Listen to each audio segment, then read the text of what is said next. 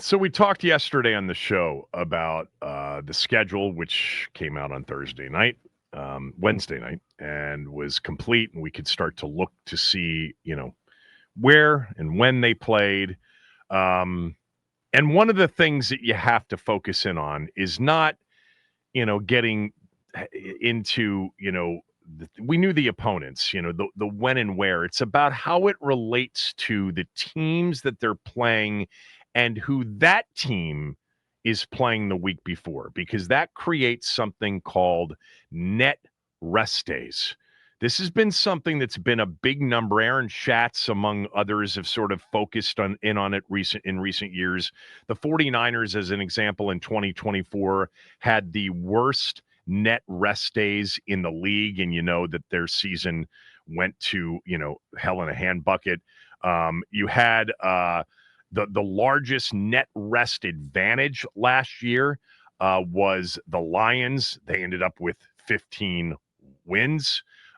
We've seen the net rest day thing work more often than it doesn't. And the net rest stat, if you will, is essentially the number of days you have over a 17-week season in terms of advantage days of rest heading into a game or a disadvantage in days rest heading into a game. So I'll take you through Washington's schedule and kind of explain what it is. So in week 3, they face the Raiders.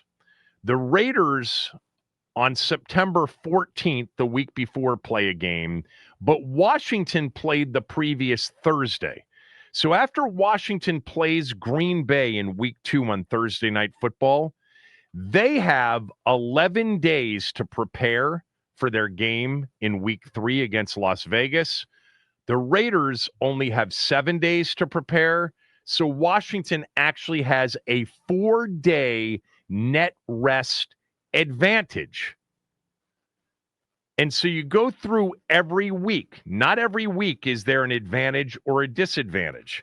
Week 6, and I pointed this out yesterday after looking at the schedule, 4 of Washington's opponents have bye weeks before Washington plays them.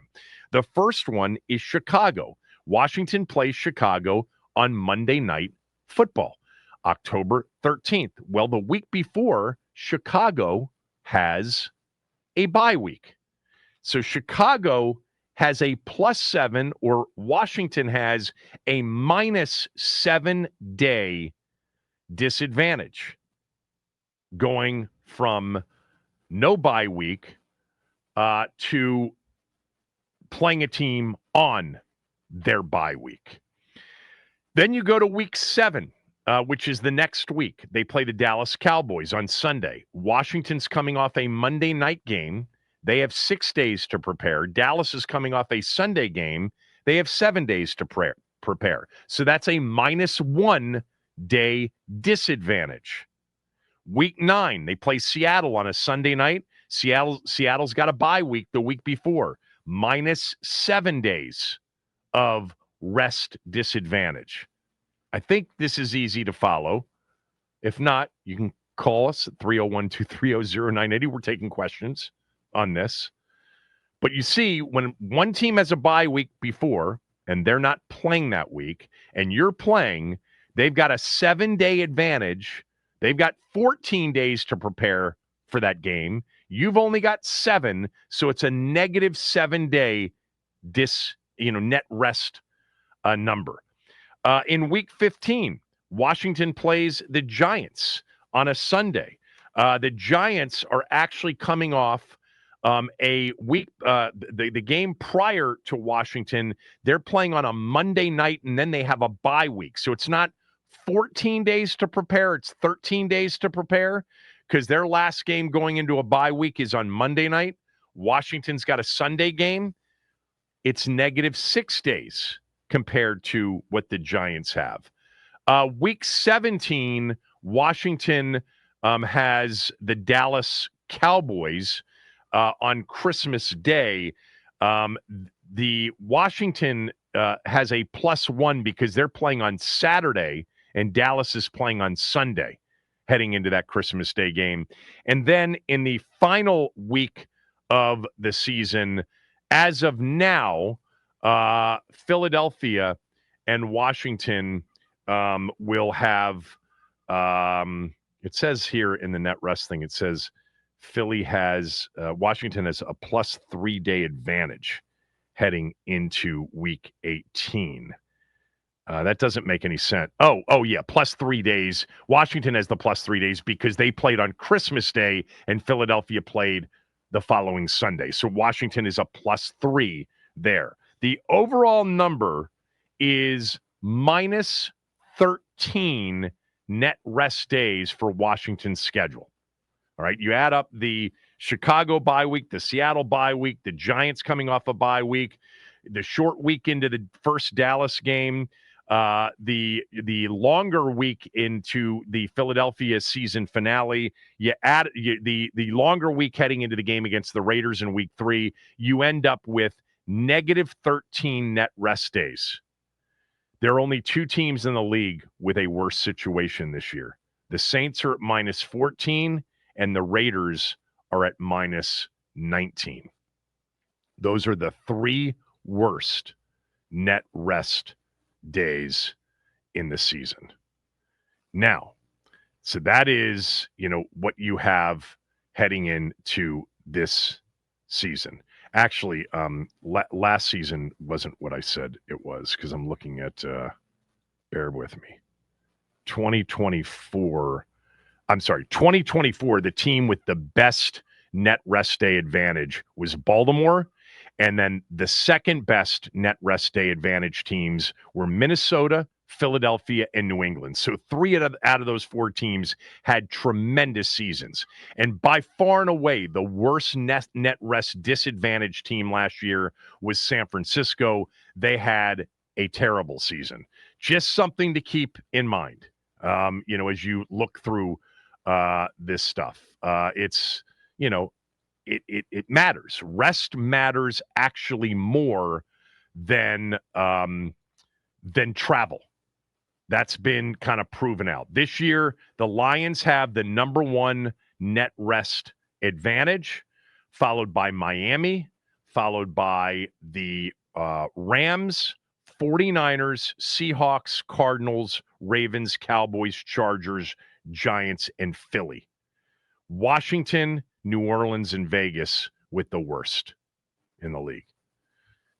That's not necessarily, by the way, the result of having all of these primetime games. They only have 2 Monday night games. The primetime games elsewhere are Sunday night games, or in the case of week 2, a Thursday night game. It has to do with the upcoming opponent and whether that opponent had significant rest coming into that game with you on a Sunday night or a Monday night. And Washington is getting the short end of the stick on that. Suck it up. Life's not fair, but there is a big swing, right, from Detroit, who's got the most days of rest, and Vegas, which has the least amount of days. That's a 32-day net rest advantage. Detroit, the best team in the league, over Vegas, the worst team in the league. And Washington, looking at the key teams in the NFC, Detroit's got a 26-day net rest advantage over Washington.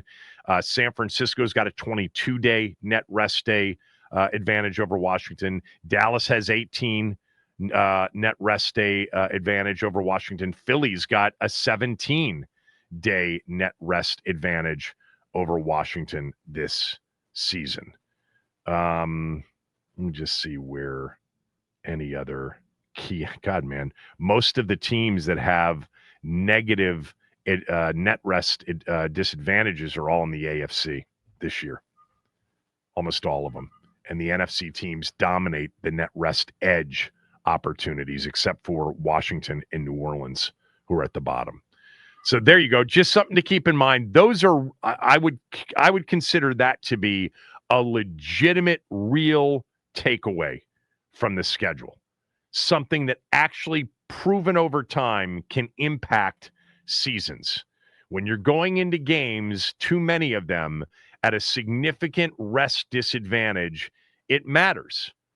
You know, when you look at Washington's schedule and you do win, win, loss, win, win, win, loss, win, loss, loss, win, win, win, win, you got to consider that, you know, in week 3, they're going to have a big advantage over Vegas. But in week 6, they're going to have a massive disadvantage against Chicago. Now, the good news is heading into that Chicago game, you do have that extra day because it's a Monday night game.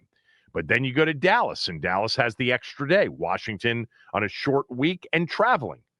You know, then you go to week 9, and you're coming off a Monday night game against the Chiefs, and you got to face Seattle at home, and Seattle's coming off a bye week. That's interesting, right? Like that right there would be the one. You're Monday Night Football, you're exhausted, you just played Mahomes and the Chiefs, and then you're coming home. Who knows what Seattle will be like when we get there? Maybe they'll stink. But you're playing Seattle at home, a game that right now you'd probably be favored in to win, but that may be a tricky spot. One really healthy, rested team, and one team coming in on a short week. Same with the Giants game late in the season. You're playing back-to-back road games, Minnesota on the road, and then you go to New York to face the Giants coming off a bye week. So a few things to consider. I'm still blown away by Philly twice in the final 3 weeks. That's still the biggest surprise to me. I think we all had a clue as to what was coming in terms of primetime and standalone games. Washington, Dallas, Kansas City. The top 3 teams in the league when it comes to combined primetime and standalone games, they all got 8. 8. Dallas still, you know, a massive draw. I think we were expecting that part of it. That just comes with the territory. Man, going to be fun to go through this. Love the start opportunity, though. You know, if I didn't emphasize that enough yesterday, I love the opportunity to kind of start with the Giants, Packers on the road, not easy, Vegas and Atlanta.